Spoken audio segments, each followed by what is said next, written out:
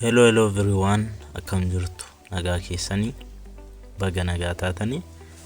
Egaan akkuma isin beektan chaanaalii kana irratti viidiyoowwan baay'ee barsiisoof akkasumas baay'ee kan itti fayyadamtan faayidaa irraa argattan hojjechaa jiraachuun keenya ni yaadatama. Egaan faayinaal egzaamii illee akkasumas tiitoriyaalii garaa garaa illee irraa argattu. Egaan guyyaa irraa kanas immoo entrepreneurship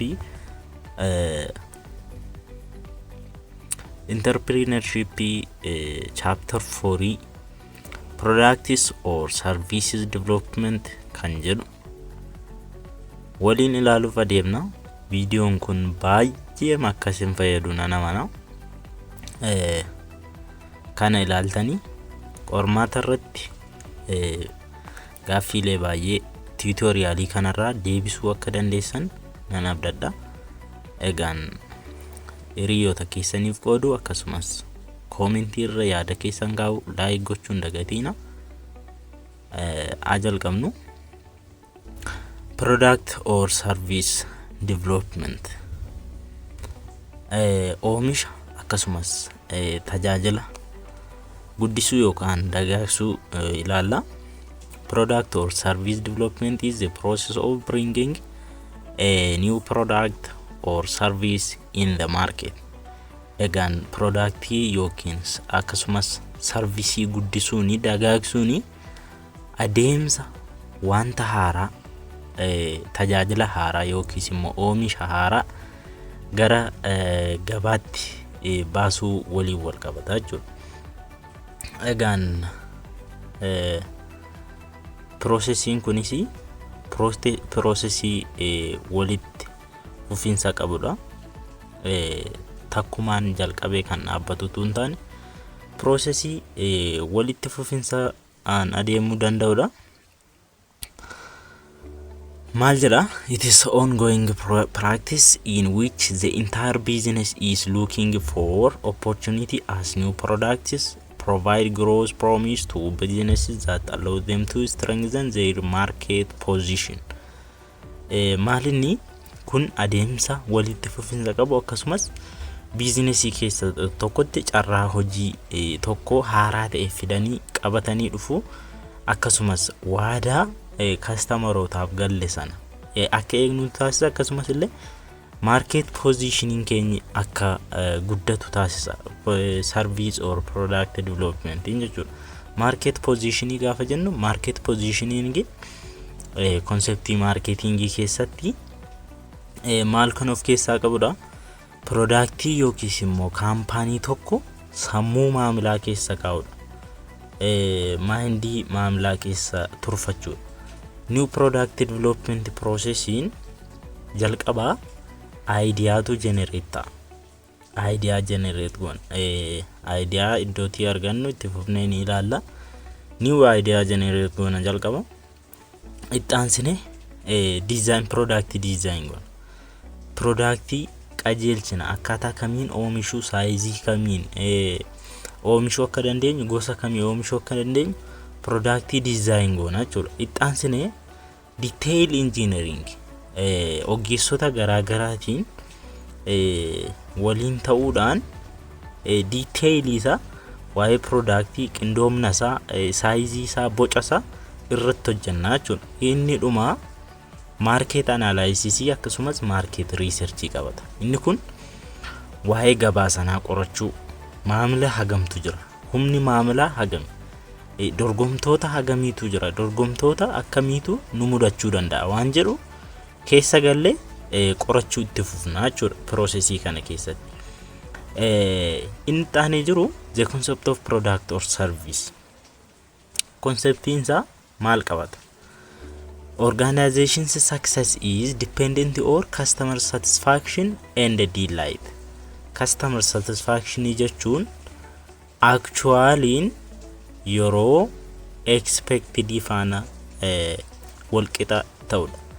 Actual productiin yeroo expected productii faana walqixa ta'u satisfaction ni uumama. Delightiin ammoo actual productiin yeroo greater than expected ta'u. Amma fakkeenyaaf kastamariin tokko hamma eege gaafa argatu product tokko hamma expect godhe yookiis hamma tilmaame dursee hamma eege tokko yeroo argatu satisfied ta'a. Hamma eege ol gaafa argatu immoo delighted ta'a. Hamma eege gadi expect hamma godhe gadi gaafa argatu immoo unsatisfied ta'a jechuudha. Amma milkoominni organizationii maal irratti hundaa'a? Customer satisfaction akkasumas customer delight irratti hundaa'a jechuudha. Gammachuu customeriin hamma eege sana argatu akkasumas immoo hamma eege ol yeroo argatus gammachuu delight ta'e gammachuu olaanaa ta'e kan hin argatu irratti hundaa'a jechuudha. Successiin organizationii tokko milkoominsa organizationii tokko kan irratti hundaa'a. Customer satisfaction is achieved through the development of product and the service which have all attributes required by the customer. Customer satisfaction in akkamitti milkaa'u akkamitti galma gahuu danda'a akkamittiin maamila gammachiisuu dandeenya wanta kastamariin nurraa eege tokko oomishuu ol kaasuu yookiis guddisuu achumaan product or service tajaajila keenyaaf oomisha keenya akkaataa kastamariin eeguun develop gochuutu nurraa eegama jechuudha. Customer satisfy gochuu. A successful product or service do not only have an attractive package design but should be also able to provide robust performance. Maalinni productii akkasumas servicein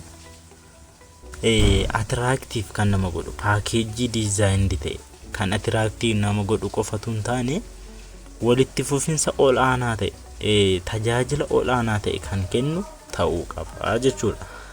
Product or service development processing akkuma olitti ilaaluuf yaalle amma detail isaanii ilaalla. Product or service development is the process through which companies react to market signals, respond to changes in customer demand, adapt to new technologies for into new areas and ensure continuous growth. Product development nagaa kan inni of keessatti qabatu sosochii marketing akkasumas fedhii maamilaa teknooloojiiwwan haaraa akkasumas yaada haaraa qabatee kan mirkaneessudha. Walitti fufinsa guddina walitti fufinsa qabu kan mirkaneessudha. Jalqabarra kan jiru new idea generation yaada haaraa ta'e maddisiisu waa'ee productii keenya yookiin servicii keenya ol guddisuudhaaf tajaajila isaa guddisuudhaaf yaada haaraarraa kan new idea generation irraa kana jechuudha. Eessaa argachuu dandeenya? Maamilumarraa argachuu dandeenya yaada. Haala maamila keenya amala maamila keenya irratti hundaa'uun akkasumas productive service jiran irraa kaanee waaxiin xallee new idea generate gochuu dandeenya jechuudha. Akkasumas distribution channels federal government maal qaba seera akkamii qaba federal governmentiin keenya ilaalcha akkamii qaba oomishootaaf akkasumas immoo tajaajiloota guddisuu keenyaaf mootummaan galteenni kaa'ee fayyadamne idea generate goon akkasumas research development researchoota kana dura hojjetan irratti hundoofne idea generate gochuu dandeenya jechuudha. Inni kan biraan idea screening dha. Idea ma generate goone hundatu nu fayyadamiti. Calalamuu qaba. Kan keessaa hafu hafe kan nu fayyadu immoo keessaa fudhachuudha qabna malee idea hundi nu fayyada jechuu hin dandeenyu. Idea nu balleessullee idea generate ta'e keessa jiraachuu waan danda'uuf jechuudha. Ideaawwan keenya lakkoofsaan gadi buusna. Ilaallee ergi gamaagamne screening ergi goonee booddee ergi calallee ergi filannee idea keenya lakkoofsaan gadi buusne ni barreessina. Irra deddeebines ni gulaallaa jechuudha. Ideaan garee sadii qaba. Promising ideaan idea san fayyadu yookiis itti fufnee itti fayyadamuu kan qabnu itti fufsiisuu kan qabnudha. Marginal ideaani idea giddu galeessa nu fayyadullee nu fayyaduu dhabuullee danda'a jenne kan bitaa nutti galuu danda'u. Rejectis inni kan biraan idea nuti reject goonu nu fayyadu jenne idea ma generate ta'e keessa calallee nu fayyadu kun jenne kan keessaa baasnu reject then. Each promising idea should be researched by committee member. Garee barbaachisoo ta'een garee dhimmisaa ilaallatuun promising ideaan irra deebi'amanii qoratamu jechuudha. Promise warra kanaa lamaan ganneera. Marginal idea reject isii kana ni ganna jechuudha. Kan nuti itti fufnee process goonu promising idea kana. Inni taanee jiru concept development and testing. Idea generate goone kana ijaaruu jalqabna. Akkasumas immoo ni qoranna. Idea generate ta'e kana. Attractive ideas must be refined into fastable product concept, since people do not purchase ideas, but they buy concepts. Maalinni uummanni kan isaan bitan product conceptidha yookiis servicii yookiis immoo oomisha bitu malee yaada hin bitan. Maamilli keenya jechuudha. Uummanni kan inni bitu kan. Kanaafiyyuu idea generate idea generate sun saffisaan gara productitti yookiis gara serviceetti jijjiiramuutu irra jiraata jechuudha. The question asked probably sadarkaa kanatti gaaffii nuti of gaafachuu qabnu product keenya eenyutu fayyadamuu danda'a? Productiin keenya tajaajila akkamii yookiis bu'aa akkamii customerota keenyaaf buusuu danda'u? When people consume the product, wanta oomishne kana yoom consume godhu, yoom itti fayyadamu uummanni yookiis hawaasi yookiis customeriin keenya waan nuti produce goone kana yoom fayyadamuu fedhu isa jedhu ilaalcha keessa galchuun nurra jiraata. Concept testing calls for testing product concepts with an appropriate group of target customers or consumers and then getting the consumers reaction. Concept testing maamila keenya barbaannu sana targetii keenya xiyyeeffannoo consumerota keenya test goona product keenya sanarratti akka inni xiyyeeffatuuf. Productiin keenya targetii keenya qabateera consumerii nuti tajaajiluu barbaannu sanaan adeemaa jira waan jedhu productii keenya test goona. Concept testing isa kana qabata. Target customerii faana productiin keenya wal argateera moo waliin arganne waan jedhu kan ittiin adda baasnu concept testing itiin. Inni arfaffaan marketing strategy development. Strategy yookaan sirna guddifna jechuudha sadarkaa kanatti.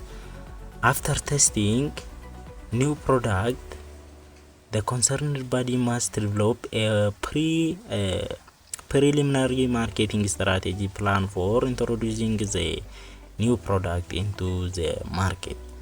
Plaanii yookaan akkaataattiin gara marketiitti seenu yookiis productii haaraa tokko gara marketiitti fidu build gochuutu irra jiraata business owner. Wanta sadii irratti hundoofne strategy plan godhan. Market size hamma gabaan sun hammam ga'a? Consumerii akkasumas customerii hagamii kan of keessatti qabatedha. Strategy marketing strategy garaagaraa akkasumas amala garaagaraa qabaachuu danda'a. Sana irratti hundoofneeti kan nuti strategy plan godhan. Planned price gatii akkasumas babal'ina yookiis immoo akkaataattiin strategy distribution strategy jechuun akkamitti akka babal'isnu yookiin akkamitti akka rabsinu strategy keenya jechuudha. Akkasumas baajeta qabna. Waggaa tokkoof baajeta qabna. Long run sales and profit goals. Maalinni hammam buufachuu dandeenya? Hammam itti fufuu danda'a gabaan kun? Hammam deemuu danda'a kana booddee?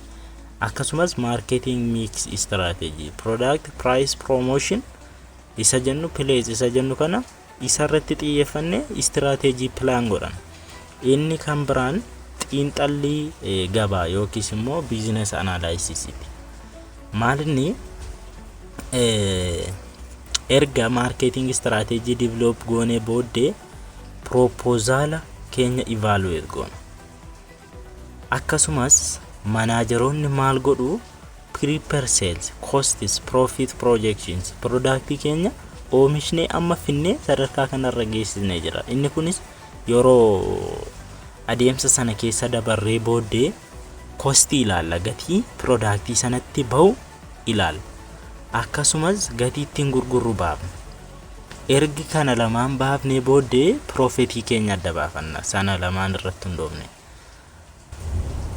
nu deemsisaayi profit kanaan product kana oomishne costi kana price kanaan kan itti gurgurru kanaan gatii itti baasne kanaan nu deemsisaa waan jedhu analysis goona, ingamaaggamna jechuudha. Estimated total sales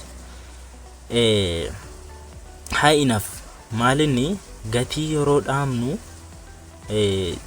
total sales gaafa dhaabu manaajeriin tokko satisfy profit olaanaa kan argamsiisuu danda'u ilaaluutii qaba jechuudha. Estimating cost and profit, inni kun gatii itti baaseef akkasumas bu'aa argachuu danda'u ilaala jechuudha. Expected cost and hammam itti baasuu danda'a jedhee kan tilmaame tokko sanarraa ammoo gatii ittiin gurgurru hir'isuun costi yookiin gatii nuti itti baafne profit sanarra dhaabbatee profit isaa adda baafata jechuudha. Inni jaafaan product development amma gara dhumaatti finnee jirra jechuudha. Product concept passes the business test. Product conceptiin ergi testii keenya darbee booddee qorannoo keenya ergi darbee yookiis itti walii gallee booddee R&D itti dabar. Engineering to be developed to one or more physical version of the product concept. Gara product sana engineerota yookiis ogeessota garaagaraa fayyadamuudhaan gara product sana build yookaan produce gochuutti adeemna jechuudha. Gooliinsa prototype that consumer or customer see as embodying the key attribute described in the product statement. Inni kun wanta consumer yookaan customerin keenya expect godhe yookiis barbaadu sana product keenyaan hammachiifne qopheessuu dha gooliin keenya product development jechuudha. Market testing jedhanii torbaffaan haalli marketii maal qabatee jira kan nuti tajaajiluuf deemnu consumeronni keenya amalli isaanii akkami product waliin walii galamoo akkamisa jedhu. The product is ready to be dressed up with the brand name.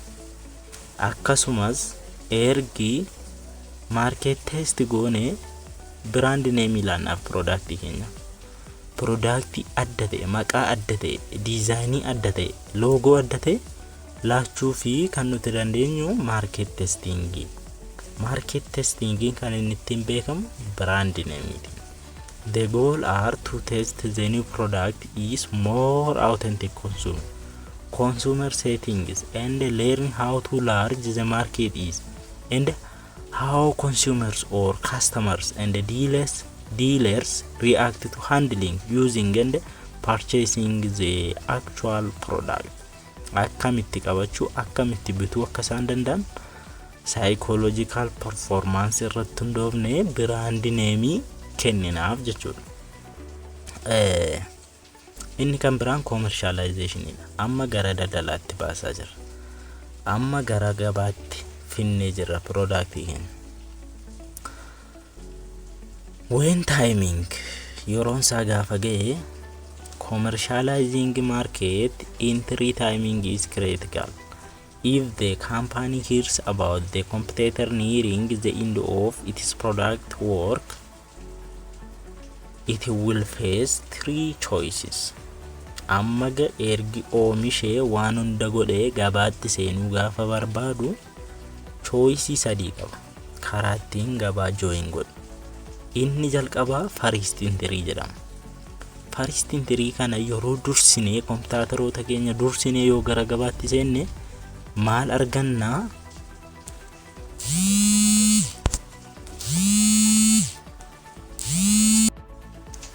Egaa first entry keessatti wanti nuti advantage gain gochuu dandeenyu maalinni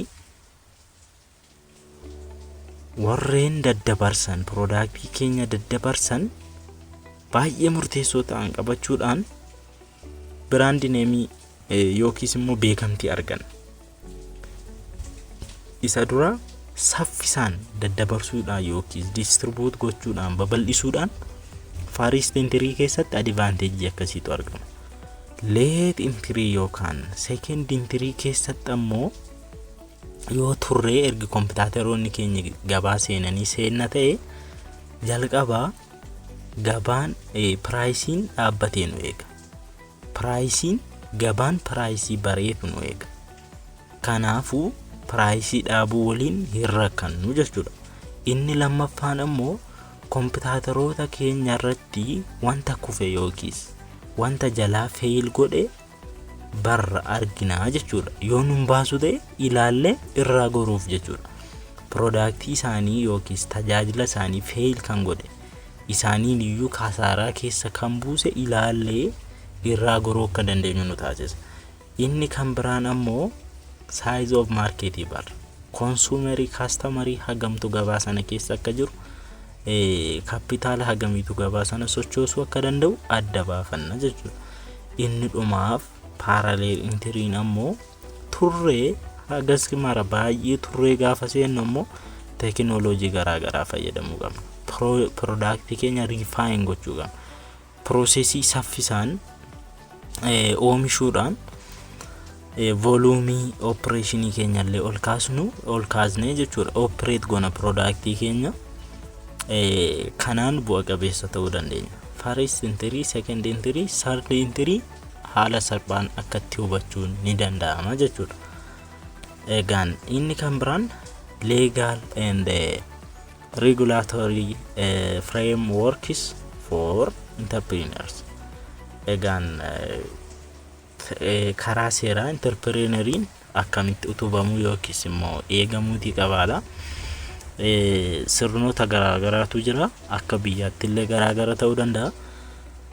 To operate as a legal business person and protect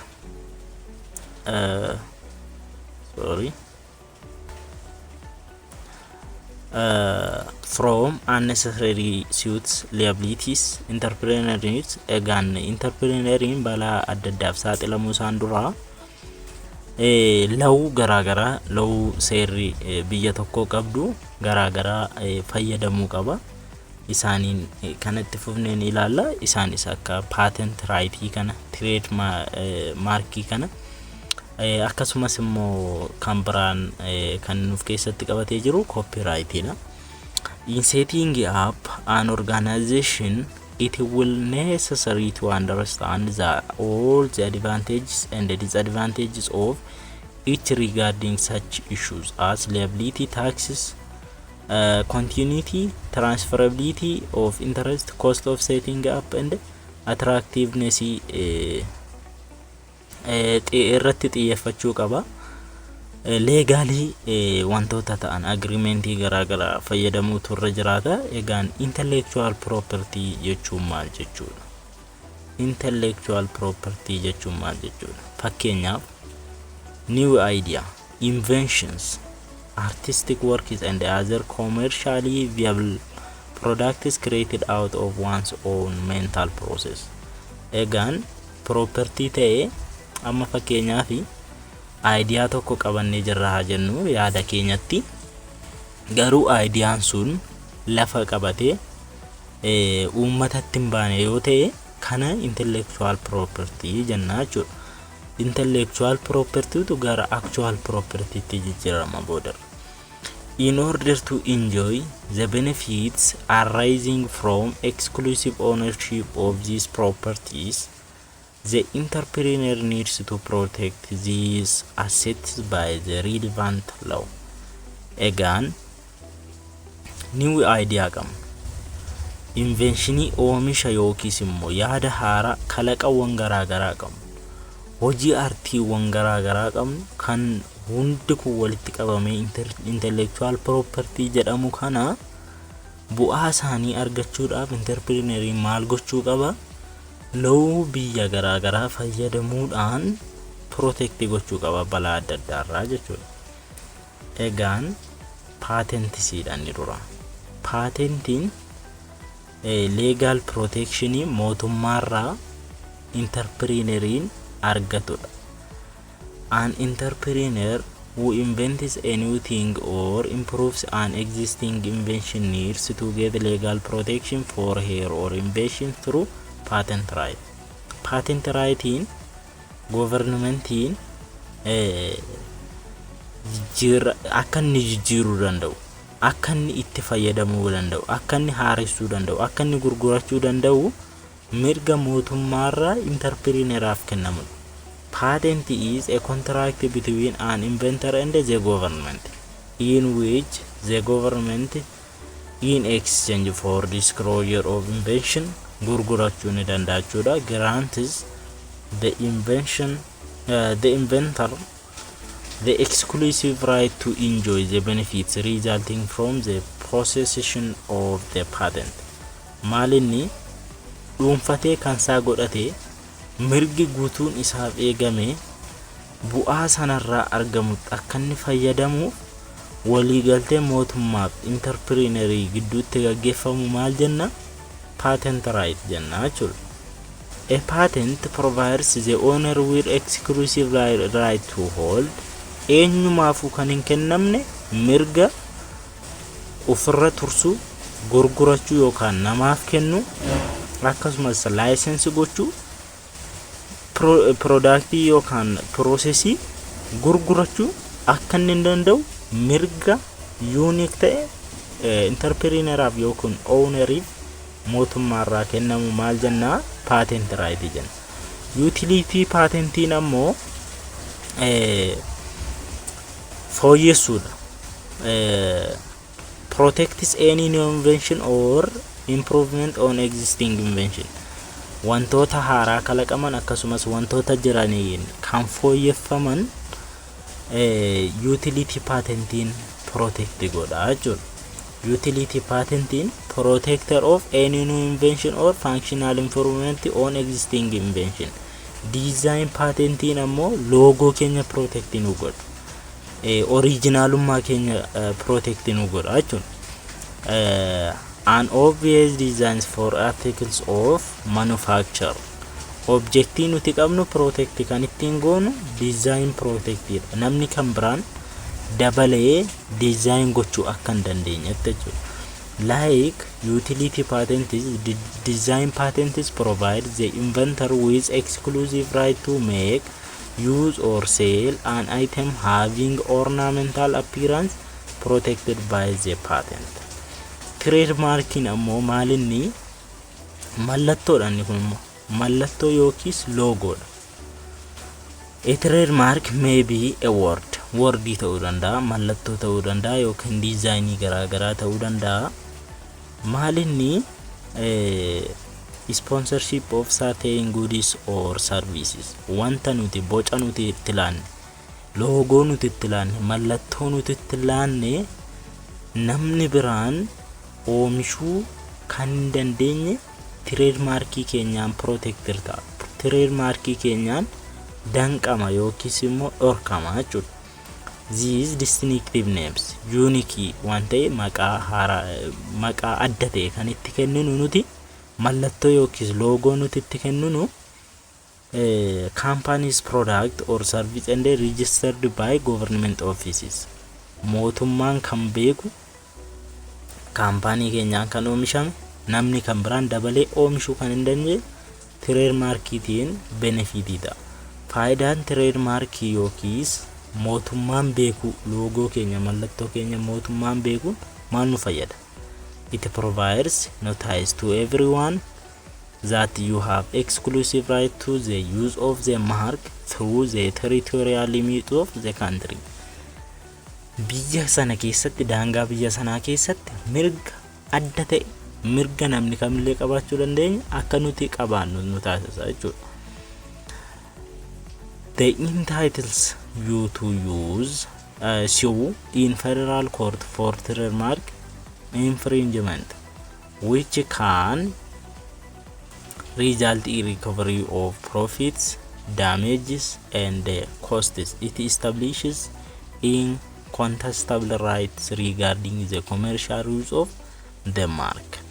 Mallattoo sanatti bilisummaadhaan yeroo dheeraadhaaf bu'a qabeessa kan ta'e, faayidaa qabeessa kan ta'e akka nuti itti fayyadamnu nu taasisa jechuudha. It establishes the right to deposit registration with customs to prevent importation of goods with a similar mark. Alarraalee wanti sanaa wal fakkaate akka inni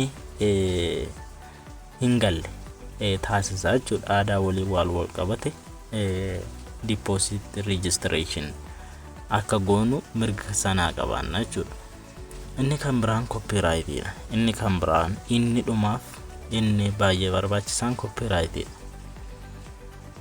Inni kunis namoonni kan biraan akka product keenya copying goone product nu qabnu oomishuu akka hin dandeenye sirna yookaan seera product keenya eegu yookaan ittisudha. Dabalee namni copy gochuus akkasumas original isaa oomishuu mirga hin dandeenye akka inni qabaatu taasisa jechuudha. Mirga guutuu ownerii qofaaf kennamudha copywriting. Copyright provide exclusive rights to creative individuals for the protection of literary or artistic products. Product kan namni kamillee dhaabbanni kamillee dabalee akka inni hin oomishne mirga exclusive ta'etu kennamaa jechuudha. Inni kunis mirga maxxansaati. Namni dura maxxanse originaalummaa mirga originaalii ta'e qabaata jechuudha. Namni kan biraan oomishu dabaluu kan hin dandeenye. Warri kun eessarratti raawwatu? Pottery, novels, movies, songs, computer software and architecture. Argitanii beektu yoo ta'e kitaabota garaagaraa irratti copyright kan jedhu mallattoo at jettu kana faana ni argama. Innis mirgi barreessaa kitaaba kana seeraan kan eegamedha kan jedhu waliin iddoo baay'eetti ni argitu. They pertain to intellectual property. Usually copyrights are valid for the life of the inventor plus a few years. Egaan copywriting kun guutummaa jireenya nama sanaa akkasumas immoo sana booddeellee ergi namni sun fooniin lafarra hin jiraanneerlee waggoota kurneeniin lakkaa'amaniif turuu ni danda'a jechuudha copywriting kun. Egaan kabajamtoota keenya viidiyoon keenya irraa kana fakkaata. Video biraatiin haga walitti deebinutti nagaatti isiniin jecha hiriyoota keessaniif qooduu subscribe gochuu comment irra yaada keessan kaa'uun dagatiina galatooma.